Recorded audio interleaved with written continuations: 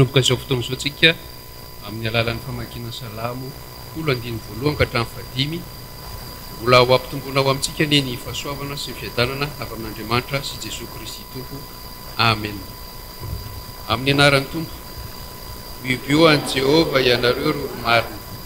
mendrika ataon'ny olo-mahitsy hiderahany Jehova milokanga, mankalasa azy amin'ny valito ny folo,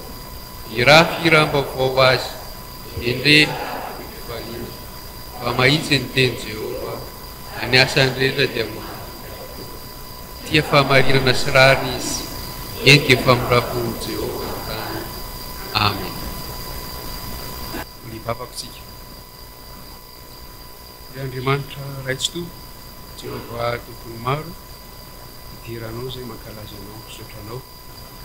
lehibe ny fahalibazanao sy ny fiandriananao. Sotranao zay fa mbola tehirizinao na dia ao anatin'izao faharatsiana sy fahamaizinana zao ary izahay.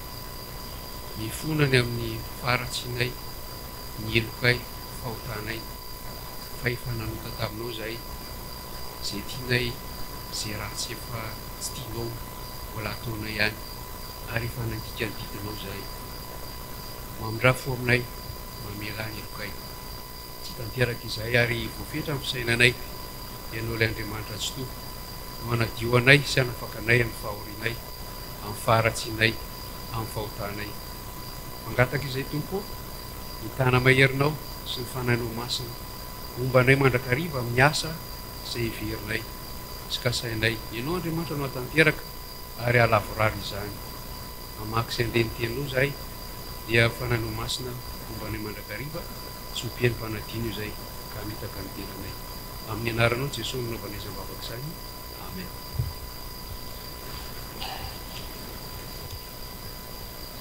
Miaraka mamaky sy heny teny soratra masina isika ao amin'ny testamenta taloha, bokin'i Isaia. Isaia toko fahaenina ny 1 ka hatramin'ny 9. Isaia toko fahaenina ny 1 ka hatramin'ny 9.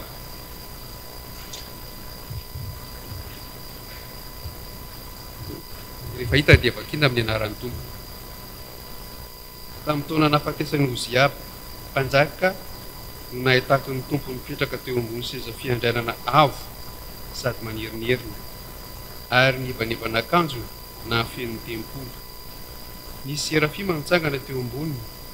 samy nanana elatra enina avy, ny roa nanarona ny tavany, ny roa nanarona ny tongony, ary ny roa nanodinany.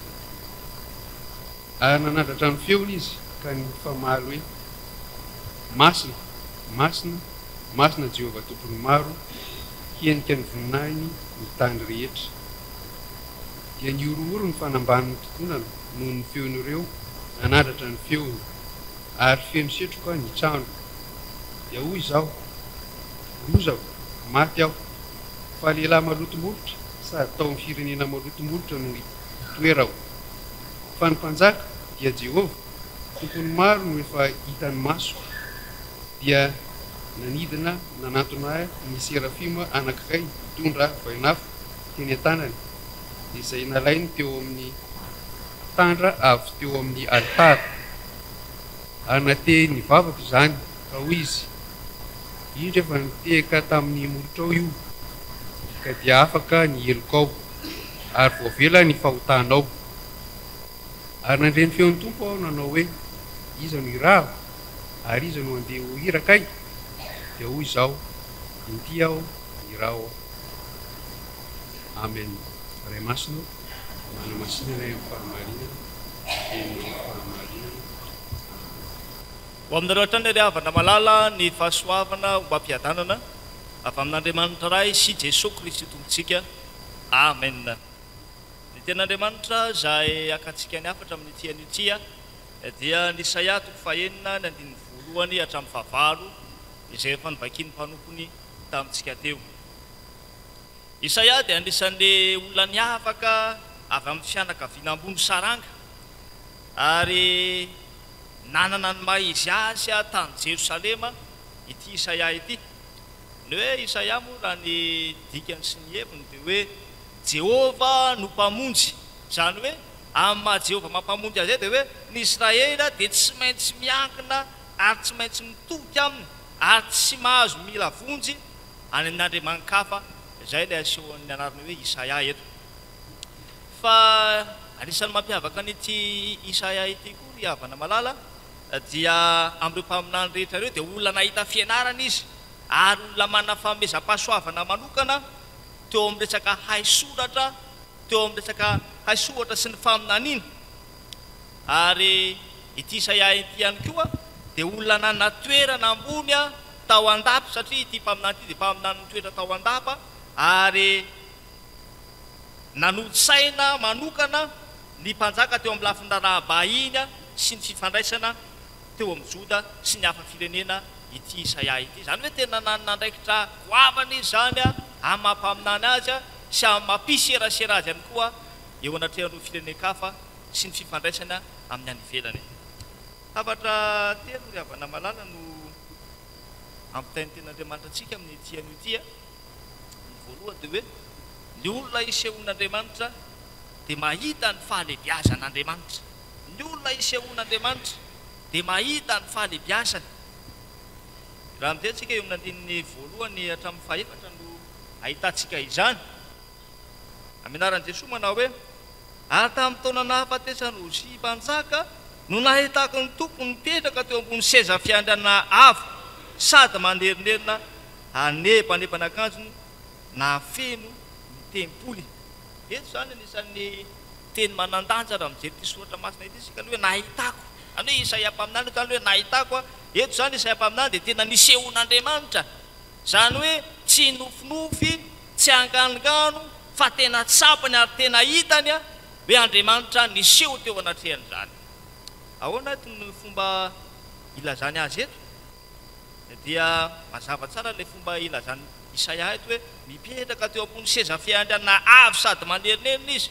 nepanepana akanjony mahafeno tempoly zany hoe lay hitan'ny mpaminany eto zany dia tsy lay hoe ahoana ny endrik'Andriamanitra na hoe manahoana ny bikan'Andriamanitra manahoana ny tarehan'Andriamanitra lava volo be ve Andriamanitra sa tsara tarehy ve Andriamanitra tsy izay loatra le hoe nahita fa le hita eto zany le hoe hevitry hoe nahita dia mampiseho fa Isaia dia natsapa le fahalebiazan'Andriamanitra natsapa le fahefan'Andriamanitra ny herin'Andriamanitra ny voninainy sy ny fahamasinany io zany le zavatra hitany Isaia mpaminany eto amin'izao soratra masina izao eto zany lay mpanao salamy dia milaza fa maneho le fahalebiazan'Andriamanitra hoe ny lanitra no seza fialianany ny tany no fitoeran-tompony zany hoe raha laitsika sary an-tsaina zany dia hoe tsy voafetra ny fahefan'Andriamanitra ary tsy takatry ny saina maolombelona ny fahalalany ny heriny sy ny fahalebiazan'Andriamanitra ny hafatra voalohany zany dia hoe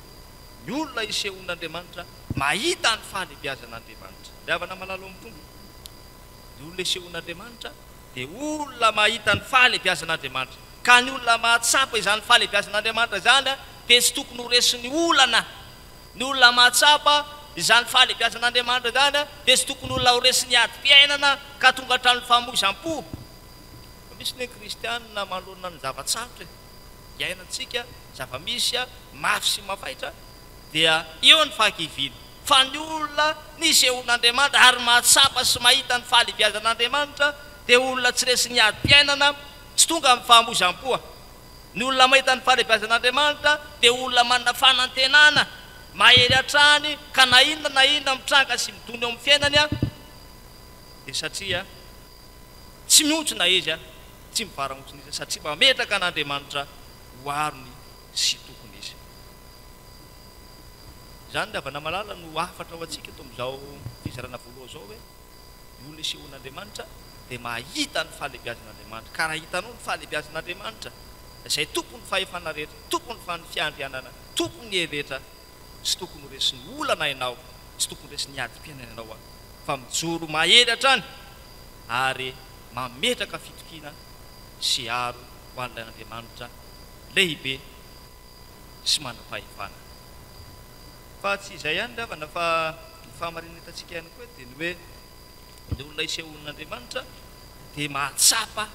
ny fahalemena mahatsapa ny fahalemena eo amin'ny andininy fadimy rehefa nahita zany Isaia satria fampitoeto zany lay soatra masina eto a le ten'Andriamanitra eto a rehefa nahita le fahalebiazana Isaia eto a dia natsapy izy a lay fahamasinan'Andriamanitra dia hoana mbola azy no vadimy manao hoe aminaran'i Jesoa dia hoy izao lozako maty aho fa lehilahy malotomolotra sady ato amin'ny firenena malotomolotra aho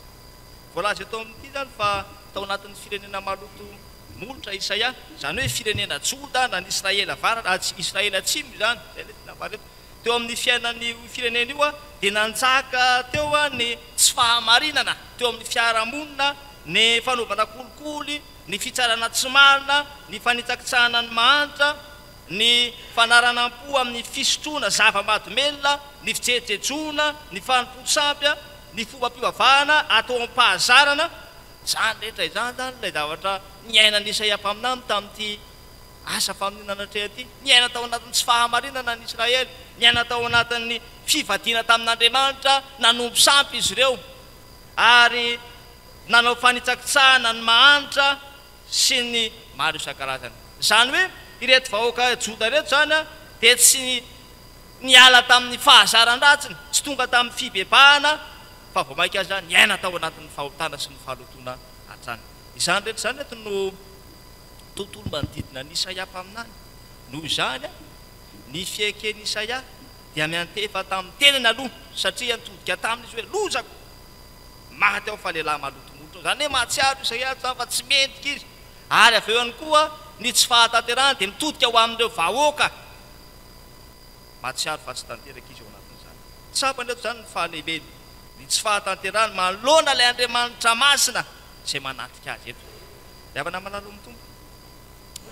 ny takian'Andriamanitra amintsika aminao ihany koa dia ny fiekenao ny fahadsoanao eo anatrehan'Andriamanitra ny fiekenao ny tsy fahamendrehanao ary zany no antony sy ny fandinihan-tena rehefa misy le akatoka moa fandinihan-tena mialohan'ny andraisantsika ny fanasan'ny tompo tsarovy fa amintsika fiangonana réformé rehefa miresaka hoe fanasan'ny tompo isika dia dikan'io dia hoe Andriamanitra manatrika atsika eo amin'ny fanasana io zany lasiny hoe présence dynamique zany hoe eo amin'ny fanasan'ny tompo zany a no isehoan'Andriamanitra ho an'mpino tsy tahaka ny tamin'ny andro Mosesy hoe ny amin'ny tendrombohitra nisehoan'Andriamanitra tsy tahaka ny andron'ny Isaia hoe nisehoany teo anatin'ny tempolo izy fa ankehitriny kosa ny fiangonana dia isehoan'Andriamanitra amin'ny alalan'ny fanasan'ny tompo amin'ny alalan'ny fiombonam-bavaka amin'ny alalan'ny fanomezana ny tenin'Andriamanitra noho izany rehefa namalala zava-dehibe tokoa ny fandinihan'ny tenantsika ny fibebahana eo anatrehan'Andriamanitra ary koa ny fiaikena ny fahadisoana eo anatrehan'Andriamanitra sy eo anatrehan'ny hafa dia avana malala ny tompo ny soratra masina dia amin'ny tenantsika manao hoe izay manafina ny fahotany tsy ambinina ny olona isehoan'Andriamanitra zany dia olona mahatsapa ny fahalehibe mahatsapa ny fahadisoana ary vonina iaiky ny tsy fahatanterahana eo anatrehan'Andriamanitra satria ilay Andriamanitra izay tompony ilay Andriamanitra izay arahany Andriamanitra masina noho izany mila mandeha amin'ny fahamasinana ihany koa ny olona mpanaratia any Kristy ny takina amintsika ary dia zao hoe ny fiovana ho amin'ny fahateraha-baovao izany no andrasan'ny tompo amintsika indray a dia afana malala fa ny hafatra fahatelo sady farany a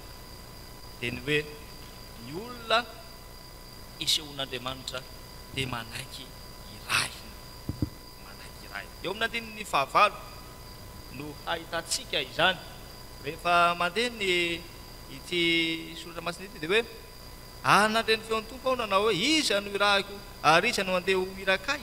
dia hoy izao inty aho irao aho eto amin'ity fizarana fahatelo faran'ity zany a Isaia eto dia mandray a ny fanapahan-keviny vokatra ny faharesen-dahatra tao anatiny zany hoe tsy ny salasala eto zany Isaia ny anaiky ho irak'Andriamanitra fa ny donovaliany tamin'ny fakatoavana sy tamin'ny fahatokiana tanteraka any Jehovah Andriamanitra izany ary ny iraka ny Isaia eto ny iraka ampanaovan'Andriamanitra ny Isaia dia iraka tsy mora satria tao anatin'ny vanim-potoana ny ady eo amin'ny samy firenena ny fotoana izay nisy eo an'ity Isaia mpaminany ity tamin'izany fotoana andray moa dia teo niatona teo an'ireo firenena matanjaka tamin'izany fotoana zany Egypta sy ny Asiria. Reo zany isan'ny firenena matanjaka ka dia niady ny Asiria moa dia miady hatrany izy ary manao izay adavona firenena mba ahazony maka ny tany ary tao anatin'izany tafiditra tao anatin'izany ity Israely atsimo ity tamin'izany fotoanandro izany. Ary ao anatin'izany indrindra eto Isaia ao anatin'izany fotoana mampiororo ny vahoaka izany satria ny Asiriana no natanjaka nahery tamin'ny ady nandresy tamin'ny ady ary tonga firenena matanjaka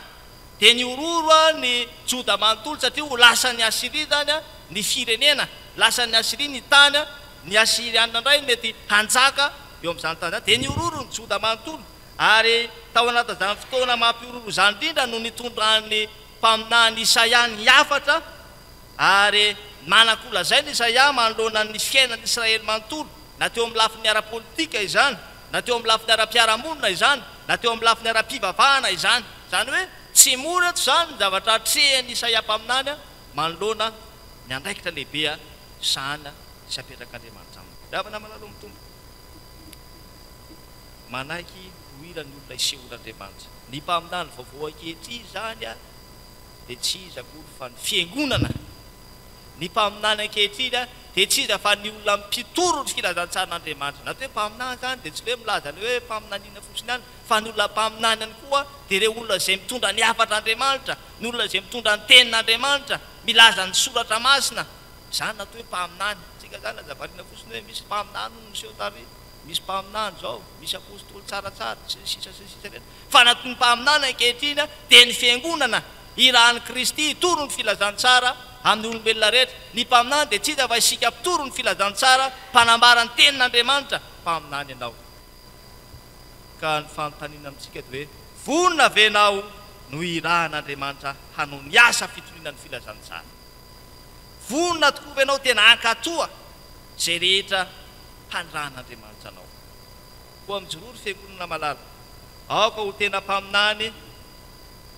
marina isika, ho mpaminany mijoro isika manoloana ny fiarahamonina, manoloana ny mpiara-miasa amintsika, manoloana ny ankonantsika eny eo anivon'ny firenentsika aoka isika tena hijoro amin'ny mampaminany antsika satria fiangonana mitondra ny hafatry Kristy isika. Ekeo ny irak'Andriamanitra aminao ry havana malala aza lavina izany. Tsy mandeha irery nefa ianao manoloana ny asa ny raha toko anao. Tsy mora ny asa fa eo Jesosy Kristy miaraka amintsika mandrakariva. Eo Jesosy Kristy mampaherantsika mandrakariva. Ary izy dia efa miteny amintsika hoe ilo mombanareo mandrakariva ambara-pahatonga ny fahataperana zao tontolo zao. Mahereza ry havana malala izany no hafatra izay miantefa amintsika ankehitriny mba ho tena mpanompon'Andriamanitra manaiky ho rahany tokoa isika, tsy handahy isika ny amin'ny fanirahana tontolo amintsika ary mba olona mahatsapa ny fahaleoventsika isika ka miaiky ny fahadsoantsika eo anatrehan'Andriamanitra, miaiky ihany koa ny fahadsoantsika eo anatrehany hafa. Zany ny takian'Andriamanitra sy ny sitrapon'Andriamanitra asehona amintsika ihany koa. Ary ny voalohany teo dia ny hoe ny olona nisehon'Andriamanitra dia mahita sy mahatsapa ilay fahalehibiazan'Andriamanitra. Ka rehefa mahatsapa ilay fahalehibiazan'Andriamanitra ianao dia ao anatin'izany ilay fiandrian'Andriamanitra, ny fahefan'Andriamanitra, ny herin'Andriamanitra, lehibe Andriamanitra. Ka noho izany tsy tokony ho resy ny olana ianao, tsy tokony resy ny adi-piaina ianao satria ny Andriamanitra rahanao dia Andriamanitra lehibe, be voninahitra ary Andriamanitra mahagaga. Ho an'Andriamanitra irery ihany ny voninahitra, ho amintsika kosa ny fiadanany tokoa. Amen. Dia hivavaka isika ry havana.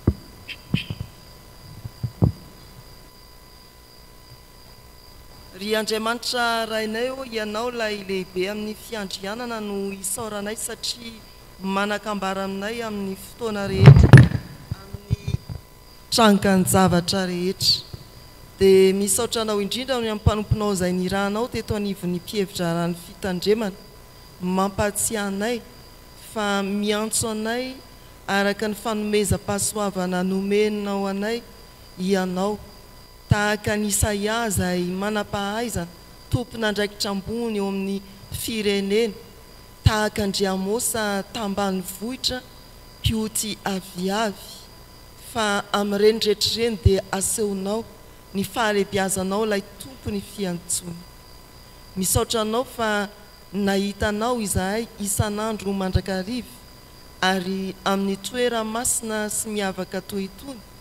dia miariary ny voninahitrao kely dia kely izahay eo anoloan'izany dia indraindray afatranay amin'ny fahakerezanay sy ny fetranay olombelona ny herinao Andriamanitra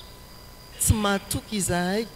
manjary manaiky resy eo anatrihan'ny sarotra kivy sy miravoravo tanana no ny teninao dia vonina hiatrika ny zavatra rehetra misaotra anao koa fa ianao lay maneho ny fahalebiazany fiandriananao dia Andriamanitra feno fahamasinana ary izay mifanatrika aminao dia tsy hafahandahatra fa tsy ny fahalemeny toana ireto ao anatin'ny firenena anjakan'ny aizina sy ny ota Andriamanitra dia miondrika eo anatrihanao izahay ary mangata-pamelana mba ho tahaka ny nanadiovanao an'i Isaia tamin'ny fahaloton'ny molony sy ny fahaloton'ny firenena no anasana ho anay indray anadiovana ho anay indray amin'ny tsy fahamarinanay rehetra eny miantso anay ianao ary matoky fa tsy antsoany anefitra ny antsonao Andriamanitra raha natefanao indray amin'ny fiangonana ho mpaminany eo amin'ny firenena sy ny fiarahamonina eo amin'ny ankonana eny aty anatin'ny fiangonana izahay tompony nandraikitra eto amin'ny fiangonana dia manavao ny eny masina ankehitriny raha manatona anao ao tanatin'izao fivorian'ny mpihevitra raha izao eto izahay dia mahatsiaro ny endrim-piainana samihafa mitranga eo aminay sy ny fiarahamonina misy anay ny tsy fahasalamana ny fahoriana ny olana samihafa ny fifaliana ny ady sarotra ny asa mandraharaha fivelomana ny fianarana ho anay na ho an'ireo zanaka eo ankonanay